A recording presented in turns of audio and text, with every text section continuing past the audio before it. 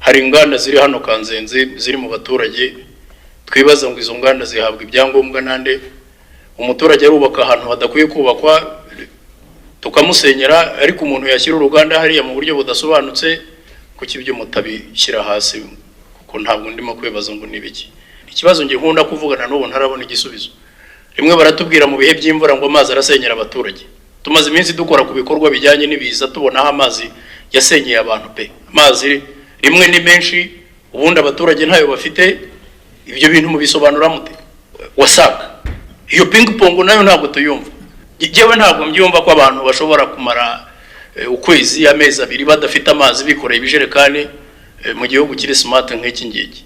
Wasake ngo urabona ni mu mpeshyi ngo amazi yarakamye, ngo birumvikana hari n'imigezi yakamye. Mwari mubeze ko impeshyi zaza.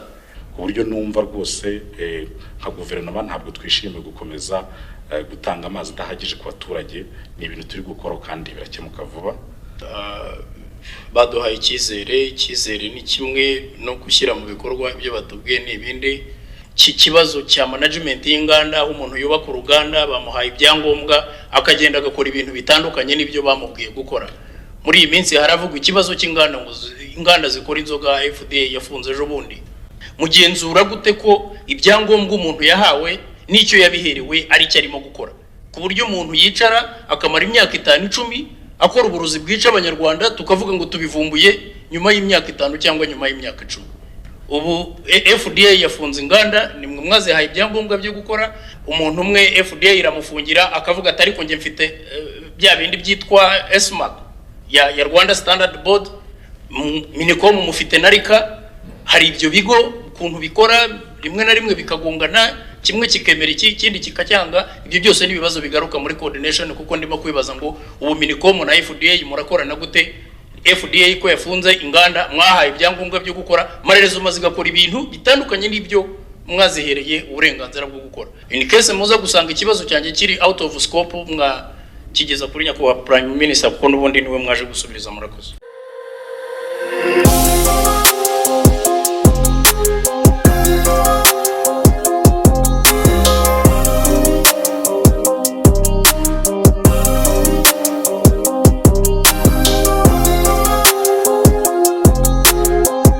Ibibazo no kutugezaho gahunda zijyanye n'ibibazo Sena yari yagaragaje nk'ibyihutirwa mu byerekeranye no kugeza ibikorwa remezo mu byanya by'inganda.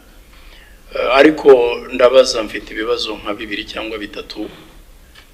Icyambere ndabanza nshimire nyakubahwa Minisitiri w'Ubucuruzi n'Inganda kuba mwaratangiye kwambura ibibanza abo bantu bari muri speculation, kuvuga ngo umuntu yagiye kugura ikibanza muri industrial park, nta gahunda yo kubaka uruganda afite, ahubwo arimo aracunga ngo mu myaka 5-10 iri imbere ngo ikibanza cye kizikuba 5 akongera akagurisha. Ibyo ngibyo ndatekereza yuko mukwiyeho gushyiramo umuvuduko. Ibibanza 6 niba kimwavuze muri Rwamagana, mujye n'ahandi mu bibambare rwose. Turatekereza ko iki kibazo na Auditor General yarakivuze ubwo yatugezagaho report. Hanyuma ikindi kibazo mfite ni ikijyanye na, mwana bivuze ko inganda zigomba kujya mu byanya byahariwe inganda. Izi nganda tubona hano zubakwa ahantu hatari mu byanya by'inganda. Hari inganda zaba zarubatswe mbere ya polisi wenda, ariko hano Kanzenze nta nubwo ari kure, nubishaka uzanyarukireyo. Hari inganda ziri hano Kanzenze ziri mu baturage, twibaza ngo izo nganda zihabwa ibyangombwa nande. Umuturage arubaka ahantu hadakwiye kubakwa tukamusenyera, ariko umuntu yashyira uruganda hariya mu buryo budasobanutse, ntituzi ngo ahabwa ibyangombwa nande. Kuki ibyo mutabishyira hasi? Kuko ntabwo ndimo kwibaza ngo nibiki. Hanyuma ikibazo cya nyuma wenda ndabaza Minister Minefra batubwire ikibazo cy'amazi by'amashanyarazi. Byo nabonye hariho za programu zisobanutse zumvikana, ziramutse koko zibaye implemented uko bazisobanuye, kuko inganda ntabwo zakora zidafite amashanyarazi birumvikana. Nge ntekereza yuko ariko hariho ingamba. Ariko iki kibazo cy'amazi, rimwe baratubwira ngo amazi ni menshi. Ikibazo nge nkunda kuvugana n'ubu ntarabona igisubizo. Rimwe baratubwira mu bihe by'imvura ngo amazi arasenyera abaturage.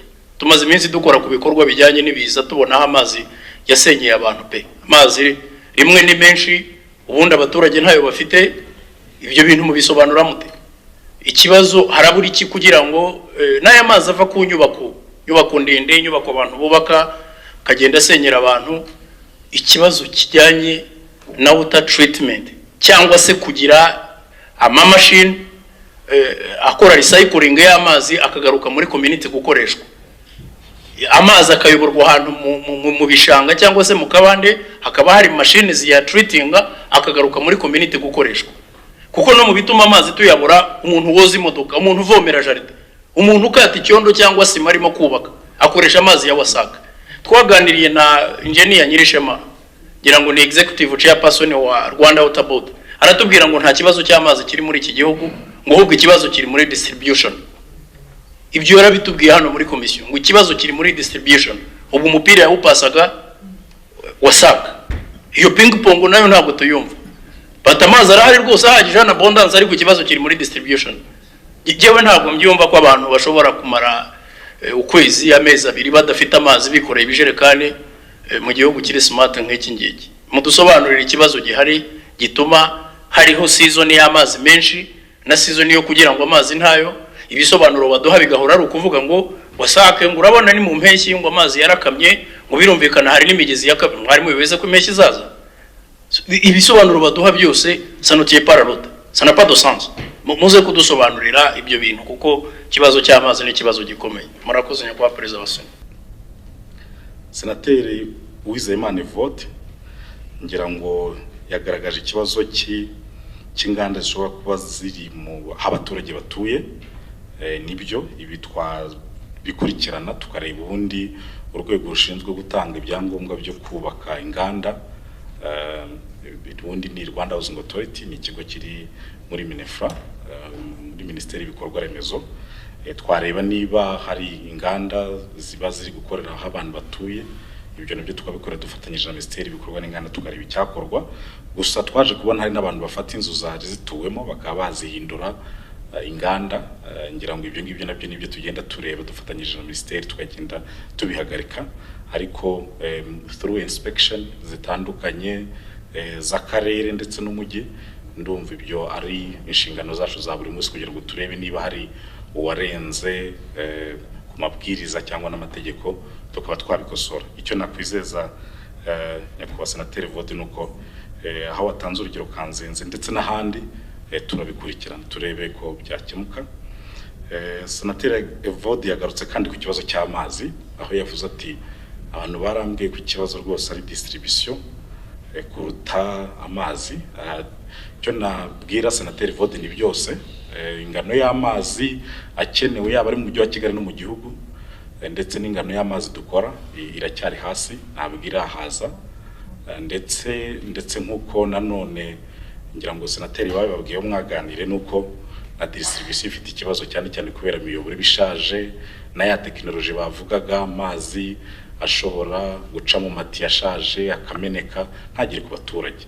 Ngira ngo izi ni ingamba nkuko nabiberetse banyakubahwa Senateri ko ntabwo WASAC muri rusange yifuza ikigamije no gucuruza amazi ku banyarwanda n'ibindi bigo byose, ntabwo yakwima amazi abaturage, ariko nka leta guverinoma muri rusange cyo turi gukora no kugira twongera amazi n'imiyoboro ishaje tuyisane. Ngira ngo izo nizo ngamba nabiretse imishinga imwe iri gukorwa izatuma ikibazo cy'amazi make natwe kiduhangayikishije nka leta uburyo cyakemuka vuba. Dufite ngira ngo na road map twaberetse y'uburyo twifuza ko ibi kibazo cy'amazi kizakemuka vuba. Ngira ngo mu ngamba zihari, imishinga hari, dukurikije kugabanya amazi ameneka ataragira ku bantu, n'uburyo ibyo byose bizakemura ikibazo Senateri Evode yabazaga. Hari aho mwaduhaye gufata amazi yatese mu gihe cy'izuba bigenda gute? Ngira ngo abaturage benshi bamwe bafite uburyo bwo gufata amazi, harimo n'amazu manini, amahoteli afite n'uburyo bwo kuricycling nkuko mwabivugaga, ariko iyo bigeze mu gihe cy'izuba usanga abo bose nta muntu ufite amazi, ari no mpamvu anagabanuka. Ikindi navuga mu gihe cy'izuba impamvu amazi agabanuka wenda nsobanura n'ibitewe na technology iba yakoreshwa mu gukora amazi. Hari izo dufite mu Rwanda zitwa wells, ku buryo iyo umugezi cyangwa amazi yo mu mugezi agabanutse usanga ingano y'amazi agera ku ruganda kugira ngo asukurwe abe yagabanutse, ariko turimo turabishakira uburyo buri tekinike bwo gukemura icyo kibazo, ku buryo numva rwose nka guverinoma ntabwo twishimiye gukomeza gutanga amazi adahagije ku baturage. Ni ibintu turi gukora kandi birakemuka vuba. Ndumva izo mpungenge nazimara Evode ko turi kubikoraho, kandi nkurikije imishinga naberetse, gahunda zihari, biratanga icyizere ko mu minsi ya vuba rwose ibi kibura ry'amazi bizaba ari amateka. Baduhaye icyizere ni kimwe no gushyira mu bikorwa ibyo batubwiye n'ibindi. Tuzakomeza dukurikirane turebe niba koko bishyirwa mu bikorwa uko bikwiye. Ariko nyakubahwa Perezida wa Sena, nshingiye ku mategeko atugenga, itegeko nshinga rya Repubulika y'u Rwanda ndetse n'itegeko ngenga rigenga imikorere ya Sena, impamvu murabizi nka Sena muna dukorera introduction y'abanyakubahwa minisitiri baje, mwatubwiye ko baje gusubiriza nyakubahwa minisitiri w'intebe. Ngira ngo hari ikibazo kinini muri sekta y'inganda, wenda nibaza gusanga ikibazo kitari muri scope y'ibyo bagomba gusubiza uyu munsi, barakitugereza kuri nyakubahwa Prime Minister, kuko n'ubundi ni coordinator w'imirimo yose bikorwa bya guverinoma. Ariko iyo abantu batanze ibyangombwa byo kubaka uruganda, bakababwira bati tugiye gukora ibi, hanyuma ndatekereza ko hari ikibazo kiri muri management y'inganda. Ndibaza ko hari na mugenzi wanjye ushobora kuba yari yakivuzeho, kugira ngo turebe iki kibazo cya management y'inganda, aho umuntu yubaka uruganda bamuhaye ibyangombwa akagenda agakora ibintu bitandukanye n'ibyo bamubwiye gukora. Muri iyi minsi haravugwa ikibazo cy'inganda, ngo inganda zikora inzoga FDA yafunze ejo bundi, ariko twajya kureba tugasanga Minisitiri ejo narimo kurikiranaga Minisitiri w'ubuzima avuga ati bamwe ibyo bakoraga n'uburozi, nta nubwo ari inzoga zisaca, ibintu bishobora gutera abaturage uburwayi n'ibindi. Mugenzura gute ko ibyangombwa umuntu yahawe n'icyo yabiherewe ari cyo arimo gukora, ku buryo umuntu yicara akamara imyaka 5-10 akora uburozi bwica abanyarwanda, tukavuga ngo tubivumbuye nyuma y'imyaka 5 cyangwa nyuma y'imyaka 10? Hari ikibazo cy'imikoranire dukwiye kureba. Muri kibazo dukunda kubona ni lack of coordination hagati y'inzego. Ubu FDA yafunze inganda, ni mwe mwazihaye ibyangombwa byo gukora. Ngira ngo nyakubahwa minisitiri w'ibikorwa remezo yaratubwiye ngo Rwanda Housing Authority ngo nitanga ibyangombwa byo kubaka inganda. I don't think so. Verify information neza, kuko nikira ni ikigo gishinzwe inyubako za leta, sinzi aho gihurira n'abikorera bagiye kubaka, unless mwaba mwarongereye mandate yacyo. Ariko ibyangombwa byo kubaka uruganda, hari ibyo RDB ikora nko ku muntu w'umushoramari, hari ibyo Minicom ikora. Ibyo byose mwabireba, kuko turimo kwibaza umuntu umwe FDA iramufungira akavuga ati ariko nge mfite bya bindi byitwa SMAC ya Rwanda Standard Board, Minicom mufite narika. Hari ibyo bigo ukuntu bikora, rimwe na rimwe bikagongana, kimwe kikemera ikindi kikacyanga. Ibyo byose nibibazo bigaruka muri coordination, kuko ndimo kwibaza ngo ubu Minicom na FDA murakorana gute? FDA ko yafunze inganda, mwahaye ibyangombwa byo gukora, marerezo maze gakora ibintu bitandukanye n'ibyo mwazihereye uburenganzira bwo gukora. Aha harimo n'ibintu biri criminal, gukora ibintu bishobora kwica abaturage, bishobora kwica abanyarwanda, n'ibintu biteye ubwoba. Dusanga mwaranatinze gufata iki cyemezo ho. So murakoze nyakubahwa Perezida wa Sena, in case muza gusanga ikibazo cyanjye kiri out of scope, kigeza kuri nyakubahwa Prime Minister, kuko n'ubundi niwe mwaje gusubiriza. Murakoze. Kuba twarageze ahantu mu by'ukuri ni ibintu bibaje, kuba hari ama licenses yatanzwe, inganda zikora. Ariko iyo wabonaga nk'uko Minisitiri w'ubuzima yabivuze, iyo urebye izi nganda uko zakoraga, onaga ko ari uburozi by'ukuri, ndetse bikanajya hafi kuba criminal activities hamwe na hamwe, ko babikaga ibikoresho bimwe na bimwe biri inflammable cyangwa se binakoreshwa.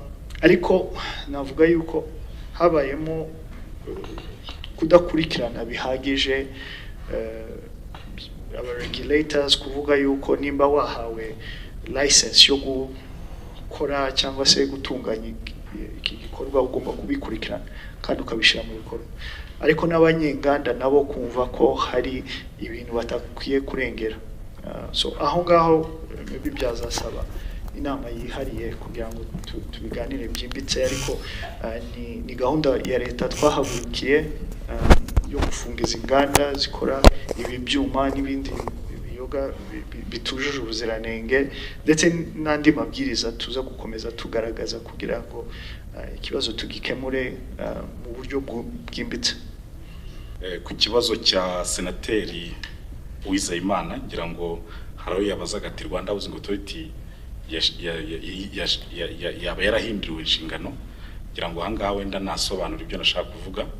Iyo umushoramari aje ahawe license yo kubaka uruganda runaka n'ikigo cyabugenewe, yaba ari FDA cyangwa ikigo icyo ari cyo cyose kibifitiye uburenganzira n'amategeko, uwo muntu wese akenera kubaka, byanze bikunze akenera kubaka uruganda. Iyo akeneye kubaka Rwanda Housing Authority hanze hose hatari mu mujyi wa Kigali, uwo muntu akora ibishushanyo by'ubwoko butandukanye, hari ibyo twita architectural design, structural n'ibijyanye n'amashanyarazi. Ibyo bishushanyo byose uruhushya rwo kubakwa rutangwa na Rwanda Housing Authority. Mu mujyi wa Kigali ho uruhushya rwo kubakwa rutangwa n'umujyi wa Kigali. Ahangaha icyo nasobanura ntabwo ari license y'uruganda kubaho, nashaka kuvuga ko Rwanda Housing Authority ariyo itanga icyangombwa cyo kwemerwa kubakwa mu gihe wahawe license n'ikindi kigo. Sinzi namisobanura neza, ariko ndumva aho Rwanda Housing Authority ziramo haragaragara, harumvikana. Umuntu wese ufite uburenganzira bwo gushinga uruganda akenera kubaka. Iyo akeneye kubaka, urwego rumuha icyangombwa ni Rwanda Housing Authority.